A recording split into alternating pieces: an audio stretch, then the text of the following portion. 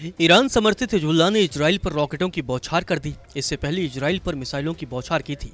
इसके बाद मोसाद के फेल होने की चर्चा भी जोर पकड़ी थी।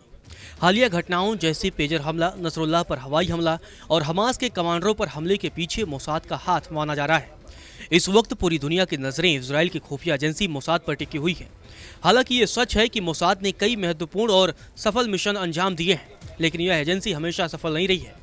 इतिहास में कई बार ऐसे हालात भी आए हैं जब मोसाद को असफलता का सामना करना पड़ा है और उसे घुटनों पर भी आना पड़ा है। चलिए इस वीडियो में आपको बताते हैं कि कब कब इजराइल की खुफिया एजेंसी मोसाद फेल हुई है। खालिद मशाल हमास के नए नेता के रूप में उभर रहा था। इजराइल के लिए एक बड़ा खतरा बन चुका था। साल 1997 में मोसाद ने उसे मारने की साजिश रची। मोसाद के एजेंट जॉर्डन की राजधानी अम्मान में मशाल के ऑफिस के बाहर घात लगाए बैठे थे। प्लान था कि खालिद को जहर का इंजेक्शन देकर उसकी हत्या कर दी जाएगी। ऐसा उन्होंने कर भी दिया। उसी वक्त खालिद मशाल के सुरक्षा गार्ड ने मोसाद एजेंटों को पकड़ लिया। इसे लेकर जॉर्डन के तत्कालीन राजा हुसैन को इतना गुस्सा आया कि उन्होंने इजराइल को साफ चेतावनी दी। राजा हुसैन ने धमकी दी कि अगर इजराइल ने जहर का एंटीडोट नहीं सौंपा तो वह मोसाद एजेंटों को फांसी पर लटका देंगे। यह धमकी इजराइल के लिए बड़ा सिरदर्द बन गया और आखिरकार इजराइल को मजबूरी में एंटीडोट देना पड़ा, जिससे खालिद मशाल की जान बचाई जा सकी। यह घटना दुनिया भर में चर्चा का विषय बन गई। मशाल की छवि एक मजबूत नेता के रूप में उभरकर सामने आई, जो मोसाद के घातक हमले में भी बच निकले। वहीं 2003 में भी मोसाद फेल हुई थी, जब मोसाद हमास के प्रमुख नेता महमूद अल जहर को निशाना बनाने के लिए तैयार थे। अल जहर जो हमास के सबसे बड़े कमांडरों में से एक था। मोसाद ने गुप्त इंटेलिजेंस के जरिए महमूद अल जहर के घर का पता लगाया, उनकी हत्या की योजना बनाई। अल जहर के घर को निशाना बनाकर घातक हमला किया गया, लेकिन महमूद अल जहर इस जानलेवा हमले से बच निकला। लेकिन इस हमले में उनकी पत्नी और बेटे सहित कई निर्दोष लोगों की जान चली गई।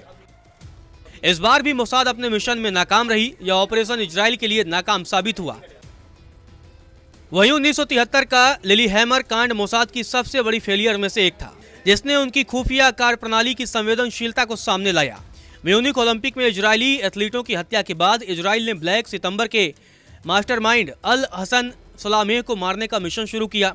मोसाद के एजेंटों ने नॉर्वे के लिलीहैमर में गलती से अहमद बुश्की, एक मोरक्कन वेटर को सलामेह समझ लिया और उसकी हत्या कर दी।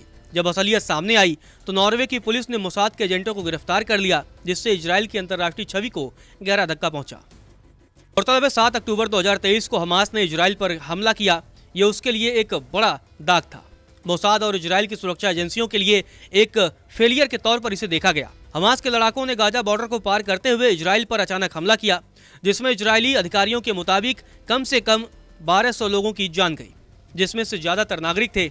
इस हमले में हमास ने लगभग 251 लोगों को बंधक बना लिया और गाजा ले गए। इस हमले की पूर्व जानकारी न होना मोसाद और इजराइल की अन्य खुफिया एजेंसियों के लिए एक बहुत बड़ी चूक के तौर पर देखा गया। मोसाद, जो अपने सटीक और एडवांस इंटेलिजेंस सिस्टम के लिए जाना जाता है, अब तमाम ऐसे वाक़े सामने आ रहे हैं, जिसके बाद से इस खुफिया एजेंसी पर कई सवाल भी खड़े हो रहे हैं। नमस्कार, मैं हूं मानक गुप्ता। अगर आपको हमारा ये वीडियो पसंद आया हो तो इसे लाइक और शेयर जरूर करें, और हाँ, हमें सब्सक्राइब और फॉलो करना ना भूलें, ताकि आप देश और दुनिया की कोई खबर मिस ना करें। तो जुड़े रहिए हमारे साथ और देखते रहिए न्यूज़ 24।